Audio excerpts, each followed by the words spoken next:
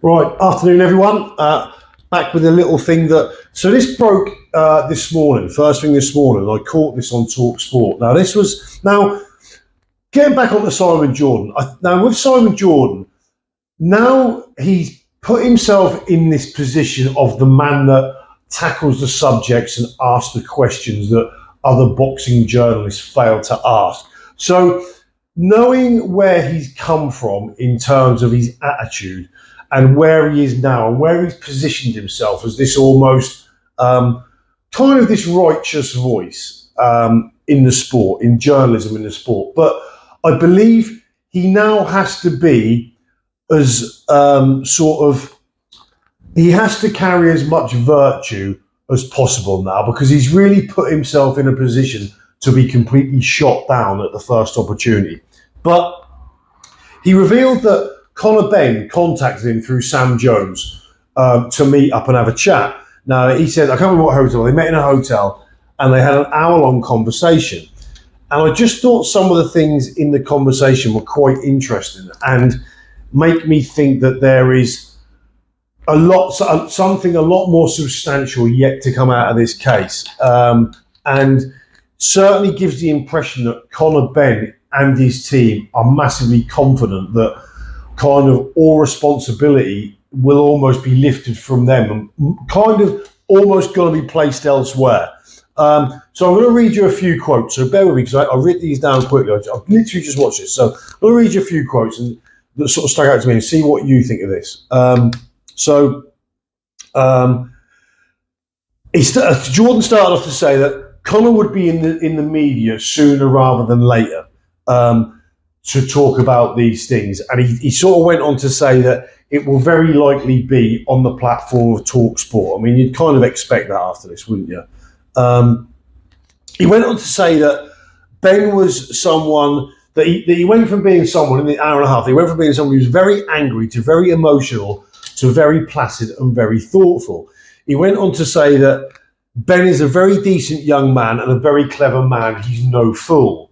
Now, that indicates that this was more than a emotional-filled rant by Ben. That it indicates that he's presented sort of some fairly substantial facts, and he's fairly knowing about the position and the pitfalls involved in where he takes this. So I thought that was quite telling. Jordan goes on to say, listen, Conor, I'm not going to give you anything different to your face that I haven't said about you already. So let's be clear, this is not going to be me automatically giving you validation. To which he goes on to say that Ben's first question was, do you think I'm a drugs cheat? To which Jordan replied, I like to think not. Jordan goes on to say that I think you going on Piers Morgan, you made a tit of yourself. That was a really bad move. I mean, you're making a tit of yourself going on that fucking idiot show, aren't you, anyway? Because that is a flip-flopping charlatan of immense, leaves it nasty. Even saying the word Morgan, I don't even like it. Anyway, he goes on to say that Conor's got a lot to say. There's more behind some of the and he was talking to Spencer Oliver at the time. So this is Jordan and Spencer Oliver. He says there's more behind some of the things that you and I think we understand about the procedure. And when I say the procedure, I don't just mean drugs test. I mean the procedure being by others. Now, is that to me that kind of is referring to the board? I may be wrong, but when they talk about procedure and how things have gone rightly or wrongly, because certainly, as many of people spoke about before, there's been a different procedure, it seems, by the board concerning Conor Benn than other people.